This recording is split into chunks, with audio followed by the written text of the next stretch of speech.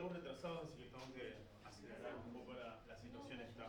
Vamos cambiando de a poco la forma de ver a la enfermedad metastásica sensible en cáncer de próstata. Digo de a poco, ¿por qué? Porque también ESMO se encargó de ponernos y ponernos en otro tapete o otro desafío que significa hoy la genómica en lo que es la enfermedad metastásica sensible, ¿no?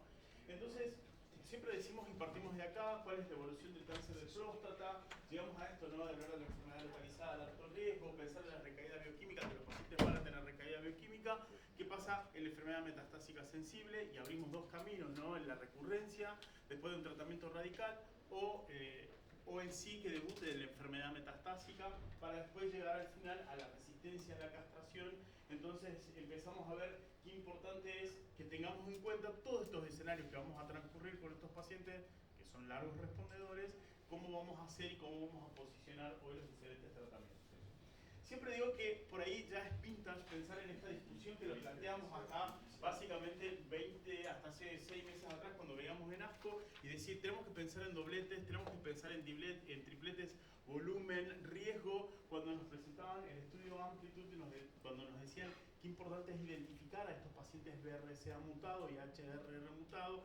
¿Pero por qué? Porque nuevamente veían a generar un cambio en esta situación, porque independiente hoy al riesgo y al volumen de estos pacientes, ser BRCA mutado era lo peor que te podía llegar a pasar.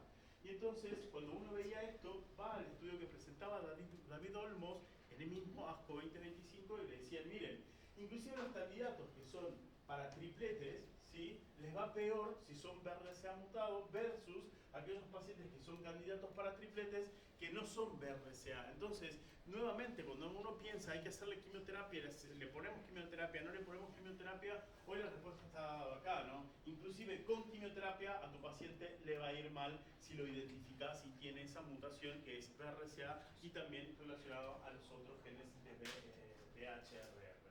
Si uno lo pone acá en crudo, lo que es el estudio ve por supuesto el mal pronóstico que significa BRCA y HRR, y uno siempre dice BRCA no, próstata no es solamente BRCA, sino una asociación de genes que tenemos que estar atentos, que van a venir y llegan a cambiar la visión que vamos a tener en estos tumores. Y digo que van a cambiar esta visión, ¿por qué? Porque después de ASCO se presentaban estos dos estudios, el PSMA Edition y el estudio Capitelo con Capivasertib, nuevamente como una opción más de triplete. Entonces ya teníamos PIC1, teníamos Aracen, ahora tenemos Amplitude, Capitelo y tenemos, por supuesto, el estudio con lutecio PSMA que nos posicionaban a 5 tripletes y decir, bueno, listo, si estoy en el mundo ideal y tengo todas las aprobaciones, ¿qué hago, no?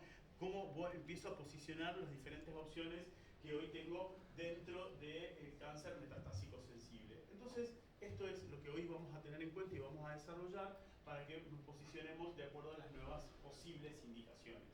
¿Por qué digo que pensar en volumen y riesgo es como discutido? Porque cuando veíamos estos estudios, el Amplitude y el Capitelo, vemos que independientemente al volumen, la sola presencia de tener esa mutación le otorga el mal pronóstico a estos pacientes de bajo volumen o alto volumen. Quiere decir que hoy ya la discusión sale un poco más de esto y decir, tenés que sí o sí tipificarlo molecularmente al paciente de alto riesgo o al paciente metastásico que es sensible, ¿sí? Ya sea por una recurrencia o porque sea metastásico de nuevo.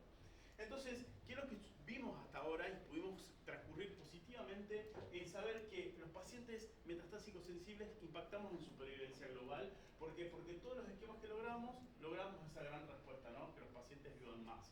Pero en esa razón de que los pacientes vivan más, nos olvidamos de un pequeño detalle, es decir, cómo viven esos pacientes. Viven más, pero cómo viven esos pacientes. Y eso me refiero a las toxicidades relacionadas a la hormonoterapia y también asociadas cuando pensamos en la quimioterapia a los tripletes con quimioterapia, ¿no? Entonces, hoy pensar qué estudios de estos tienen estudios o curvas o cuestionarios de calidad de vida son muy pocos, por eso cada vez nos demandan más o nos demandan en nuestra práctica elegir bien cuál es el esquema ideal para nuestros pacientes. Y más allá de todo esto, que nosotros queremos que vivan más, que tengan buena calidad de vida, hoy necesitamos apoyarnos sobre un sustento que tiene que ver el perfilado molecular, qué pasa con el PSA, y Martín nos decía, busquemos la negativización de ese PSA, al margen de que hayas hecho radioterapia, al margen que hayas hecho una prostatectomía, tenés que buscar esa intención, y después las interacciones farmacológicas. pacientes añosos van a ser polimedicados en la mayoría, por lo cual tenemos que tratar de juntar este rompecabezas para darle un buen pronóstico a nuestros pacientes. Siempre digo que una presentación actual en Latinoamérica podría comenzar con este slide y terminar acá, porque les tengo que decir que estos son todos los estudios que fueron positivos y que impactaron no tan solo en supervivencia global, sino también en supervivencia libre de progresión radiográfica. Entonces por acá podemos terminar de discutir, podemos hablar un poco de interacción y podemos hablar un poco de toxicidades, que es lo que nos demanda hoy. Pero el desafío está plantear en otro más, hacia dónde vamos, ¿no? Y qué vamos a hacer ahora a partir de este escenario de presentación. Siempre digo que repasar y de qué manera nos seguimos posicionándonos hoy, que es lo que pasa hoy, es que hoy los dobletes, como los tripletes, todos fueron positivos. Entonces lo que elijas está bien. Pero el problema es que lo que elijas para qué paciente va a estar bien, ¿sí? Si tengo un paciente diabético es una cosa, un hipotiroide es otra cosa, un paciente que hizo una CD es otra cosa, el infartado que está ahí es otra cosa. No vas a utilizar sí o sí el mismo ARPI o no le vas a poner ARPI más docetaxel. Va a ser ese ejercicio que vas a hacer con tu paciente. ¿Por qué? Porque tenemos que tener en cuenta el perfil de toxicidad relacionado al esquema que vayas a utilizar.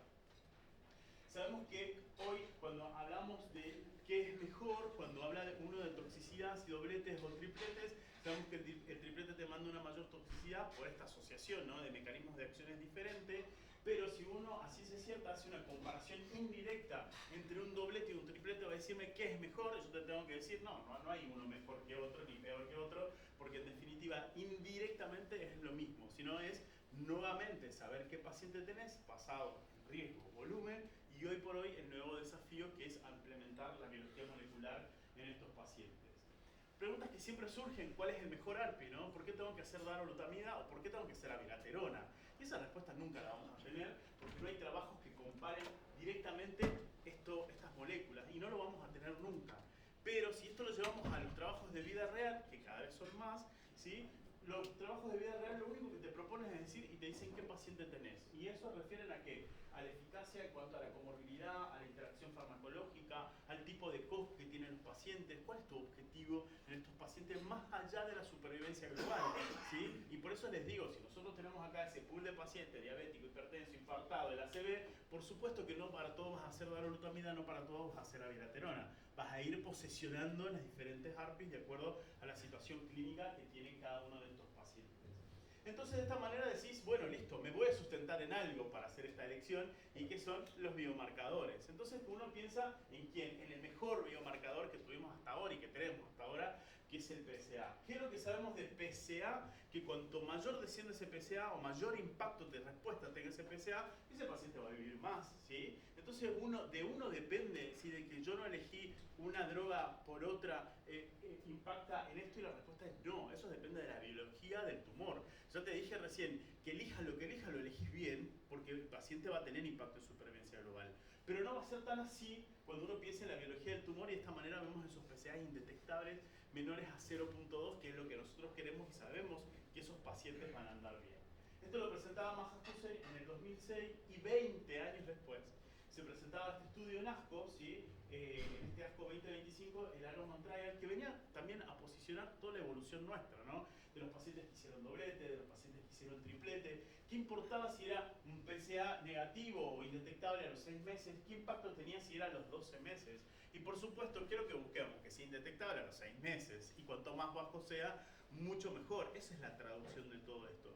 Y en ese contexto de que se ordenan las cosas y podemos ordenar cada vez mejor las cosas, vemos que el PSA, el pronóstico del PSA, de ese descenso del PSA, es independiente a que hayas utilizado abiraterona o que le hayas utilizado APA, ENSA o DAL. Es independiente.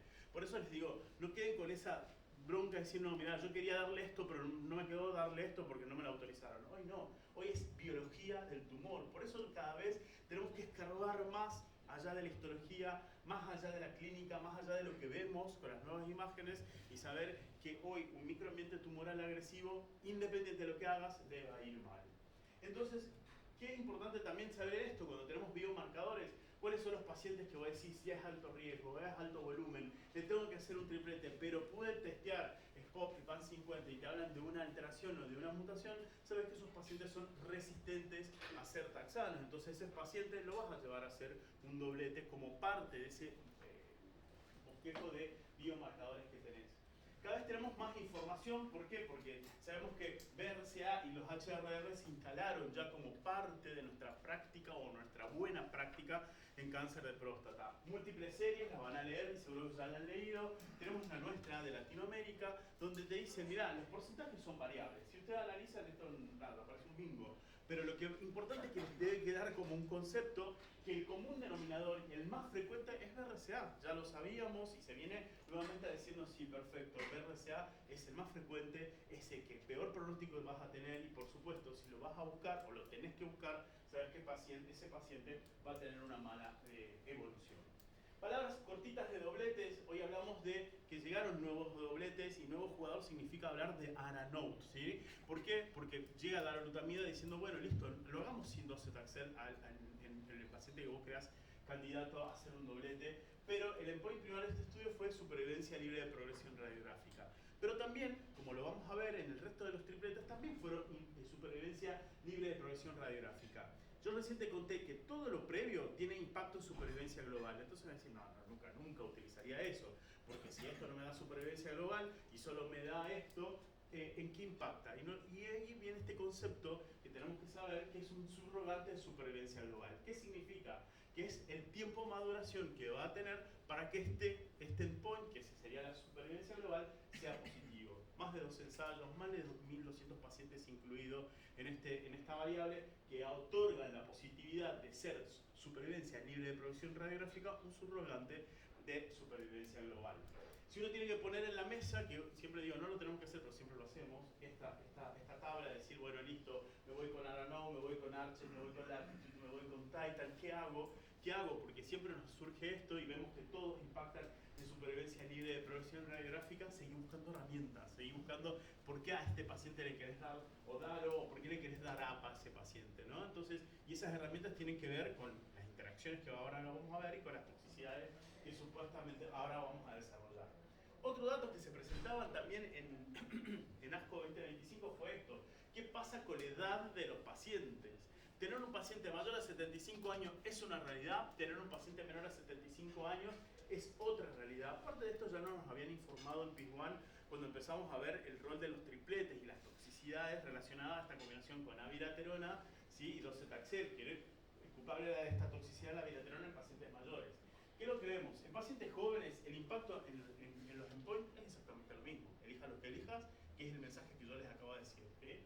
Pero en pacientes mayores a 75 años, miren cómo cambia la realidad de la abiraterona con respecto a las otras amidas. Entonces, estemos atentos al momento de generar una elección y al momento de pelear por qué nosotros indicamos o ENSA o APA o darolutamida en este setting de pacientes mayores a 75 años. ¿Qué sabemos de radioterapia? ESMO nos viene a decir, chicos, vienen haciendo las cosas bien, porque se presentó este metaanálisis donde hablamos de que todos los pacientes, ¿sí?, de bajo volumen son los pacientes que debemos tratar, debemos irradiar, y es lo que veníamos haciendo. Entonces, punto a favor, venimos haciendo las cosas bien en estos pacientes, porque sabíamos que el paciente de alto volumen, alto riesgo, ¿sí?, el estudio había la curva había sido negativa, salvo que el paciente sea sintomático. Tripletes nuevos, que es el que yo quería entrar, que es la novedad y por qué creo que empieza a cambiar el paradigma del cáncer de próstata o cambia el paradigma del cáncer de próstata. Entender que si tenemos una pérdida de epitén, sí podemos tener una nueva posibilidad, ¿no? Entonces que estábamos todos muy entusiasmados con este estudio, que participamos varios centros en Argentina, y decir que de casi 6.000 pacientes, el 25% de los pacientes tuvieron pérdida de epitén, se randomizó a 2 ramas, acá pivasertib, abiraterona más adetelo, que se llama están por ahí más relacionados con esta droga, versus placebo, abiraterona más adetelo. El endpoint de este estudio era ver el impacto en supervivencia libre de progresión radiográfica, la cual fue positiva, ¿sí? ¿Sí? Cuando uno mira estas curvas dice, bueno, está bien, positiva. ¿Qué pasa con la supervivencia global? Hoy los datos son inmaduros, no hablan de esa positividad, hay que esperar un tiempo más. ¿Qué va a pasar con estos resultados con estos pacientes? Y cuando analizamos el resto de los endpoints, que eran básicamente el tiempo a la segunda medicación, a la resistencia a la castración, son datos que necesitarían un poco más de robustez esa positividad, ¿no? Toxicidades nuevas, nueva droga, ¿sí?, para la urooncología, para empezar a manejar, y está todo centrado en la parte metabólica, pero no, nada más que no podamos nosotros ya hacer de lo que venimos conociendo.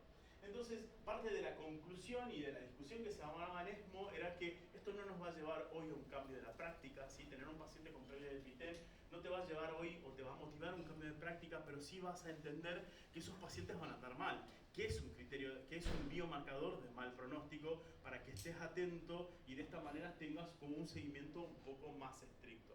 Tiene una implicancia en la estratificación de riesgo personal y familiar. Hoy se sigue investigando cuál es el rol del Pitén en este grupo de pacientes. ¿Qué pasaba nuevamente con el lutecio en este escenario? Cada vez, como decía Juan Pablo, pasan las drogas desde atrás hacia adelante, ¿no? Desde la resistencia a la castración, hoy ya lo vemos en la sensibilidad a la castración, y en este estudio que están reclutando ellos en Fleming hablan ya de la recaída bioquímica, entonces todo va avanzando, ¿no? ¿Qué es lo que pasa con este estudio? Nuevamente, randomizado a dos ramas, lutecio, abiraterona ADT, versus ADT más abiraterona, impacto en supervivencia libre de progresión. El estudio fue positivo, claramente, en cuanto a supervivencia libre de progresión radiográfica. El resto de los spoils negativos, supervivencia global, la calidad de vida muy discutida, fue uno de los puntos de discusión, la toxicidad relacionada en este escenario, y por supuesto las toxicidades, como ya la conocíamos, todas las que tienen que ver gastrointestinales hematológicas.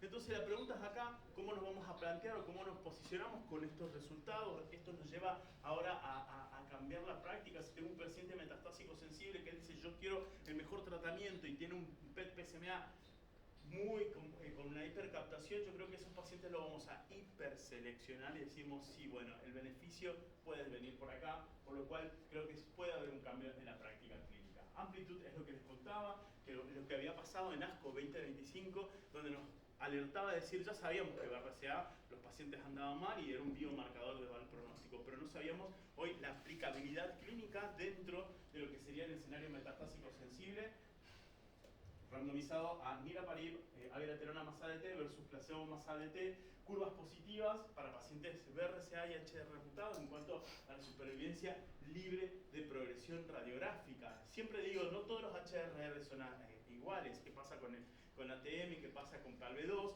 No son lo mismo, quiere decir que prestemos atención acá al momento de seleccionar cuál va a ser el candidato ideal a una amplitud. ¿Cambio de la práctica? Sí, por supuesto. Si identificas un BRCA y si identificas un resto de los genes HRR menos estos dos que acabo de nombrar, te va a llevar a un cambio de la práctica. Toxicidades, creo que si hay algo que tiene como un común denominador, son estos. Todos los ARPIs van a producir esta toxicidad. El mayor o el menor porcentaje. Va a depender, por supuesto, siempre digo, que sea trillado, qué paciente tenés para elegir esta molécula. Pero si uno hace un semáforo de situaciones, uno tiene que decir, miren, ¿cuáles son los más rojos, lo que más tenemos que prestar atención? Por supuesto, lo relacionado a la abiraterona, y después con cada una de las situaciones clínicas, ya sean neurológicas, ya sean tiroides, ya sean metabólicas, con cada uno de estos ARPIs, para de esta manera decir, bueno, listo, esta toxicidad es la que yo voy a tener y esto es lo que voy a seleccionar cuál va a ser lo ideal. Lo mismo pasa cuando hablamos de las nuevas drogas y las nuevas toxicidades, ¿no? Tenemos que empezar a ver todo lo que es lo metabólico, fundamentalmente con capivasertib y con lutecio como nueva opción. Conclusión de esta presentación, claramente empezamos a vivir un cambio de paradigma. ¿Y por qué digo que el cambio de paradigma se centra acá? Porque empezamos a testear molecularmente más tempranamente. Antes decíamos que todo paciente resistente a la castración sí o sí debías testearlo. Hoy hablamos que ya lo haces en los pacientes localizados de alto riesgo y lo haces, por supuesto, en la enfermedad metastásica sensible. ¿Por qué? Porque tenés un blanco terapéutico con PSMA, el estudio PSMA Edition, tenés hoy la pérdida de Pitén con capitelo como un factor de mal pronóstico, tenés hoy los genes HRR con niraparib, el estudio Amplitud. Sabemos que la presencia de SPOP, que habla de la resistencia a los taxanos. Por otro lado, ¿qué pasamos si tenemos una firma inmune o tenemos una instabilidad microsatelital dentro de las indicaciones agnósticas para empezar a hacer el uso de la inmunoterapia en un estudio subrepresentado, pero como una opción más dentro de este pool? Y por supuesto, los nuevos desafíos son presentar los niveles de disciplina, presentar qué pasa con los triple negativos, y lo que nos va a presentar ahora Juan Pablo, qué pasa si a pesar de todo esto tenemos la respuesta ideal, que son la negativización de las imágenes, la negativización del PSA, y que nosotros queramos impactar en calidad de vida de la